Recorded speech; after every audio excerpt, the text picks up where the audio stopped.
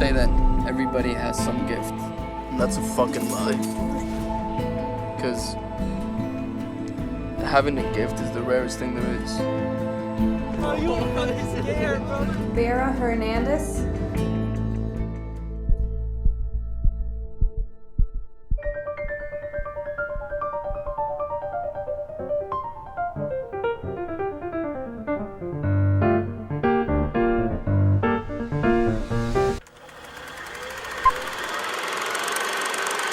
Sí. Buenas, Sergio. Mi nombre es Emanuel.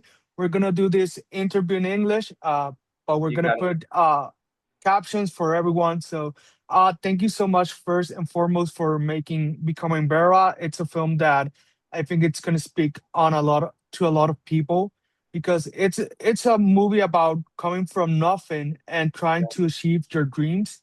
It's also like a coming of age story. But I want to know, where does the inspiration for writing Becoming Vera come from? Well, like I always say, it's a very personal film. It's a film that tells the story of a piano player, but it's also the story of any creative, right? And in this case, as I'm saying, a very personal. It's the story. It could be the story of a filmmaker, right? And it is my story in many ways, not necessarily on the things that she goes through in the film.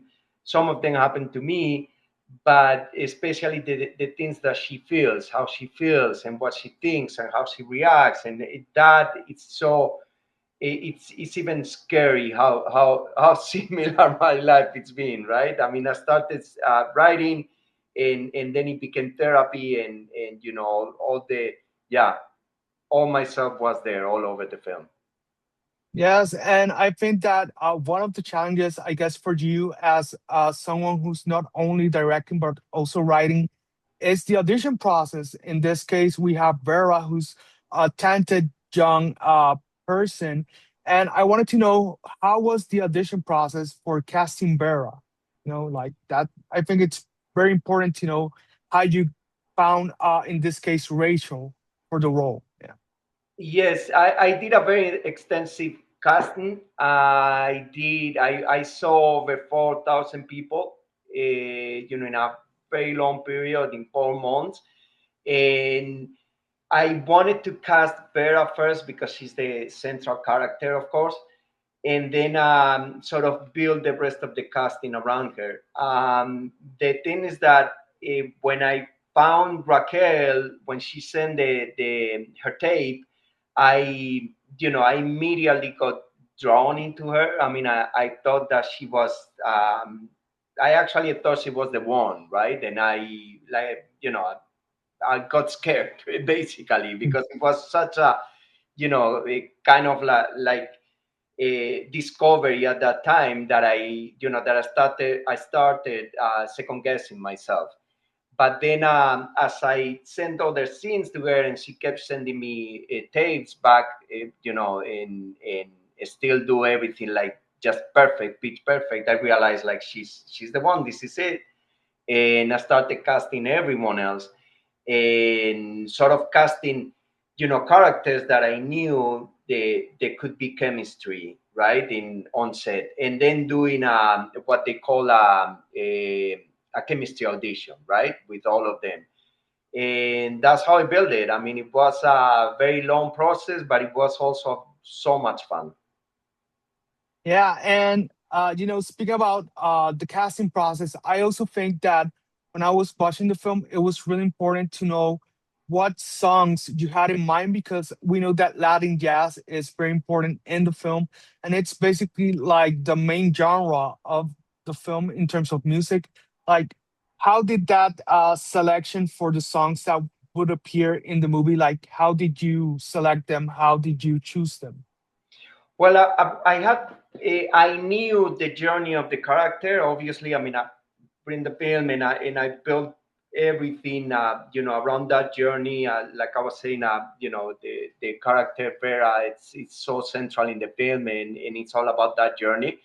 And so I knew exactly what I wanted the audience to feel, through this journey at every moment. We sat down with Pancho. We started, I started sending music to him. He started sending music back to me. Most of it was obviously Latin jazz, but it's funny enough, there were also like some flamenco at times, because he would be like, I mean, I know this is not Latin jazz, but I want this feeling at this time, right? And Pancho is an amazing composer, an amazing musician, and he just, once he started composing, it just clicked, it just worked. So it was very, very easy to work with Pancho. Yeah, and so I also wanted to ask, how was the process of working with Raquel, and in terms of how the progress of her playing piano throughout the film, how did you guys work on that? Well, we taught her, she doesn't play piano. She doesn't know the first thing about playing piano, but we taught her how to fake piano, and it's all about the posture. How you put your hands over the keys, and how you move around the keys, right? Um, eh, Ellen, Micaela Monet, she doesn't play piano either, but she's more like classically trained, right? Her Mhm. character. So we also worked on her posture, needed to be different, as well as the way she moved around the keys, right? So that's basically how we work with them in terms of the delivery of the music compositions, right? And in terms of her character needs to be, she's basically lost, right? During the whole film, and she doesn't see her way out and whatnot. So one thing that I did in order to get that feeling, I sort of disorganized the scenes, the way I was going to shoot them. So I would start shooting scene 70, and then I would move all the way to scene 3, and then 40, and then 120, and like that, right? And it worked. Actually, by the fifth Mm. day, she already realized what I was doing, and she was like, "You are killing me." And I was, "Yes, that's what I'm trying to do." So Yeah. yeah, Yeah, but overall, I think it's really great how you got these women that are supposed to be piano players. I think that they do their role really good. And so, congrats on that. Congrats on thank you. doing Becoming Vera. I want to know what's next for Sergio. Do you know what are other projects that we can talk about, before we wrap up the interview? Absolutely. I'm working on a film called The Cuba's Plan. This is based on the true story of two cousins back in the 90s in Miami, baseball agents. They started bringing players from Cuba, baseball players. They brought El Duque Hernandez, Livan, and many others into the major leagues.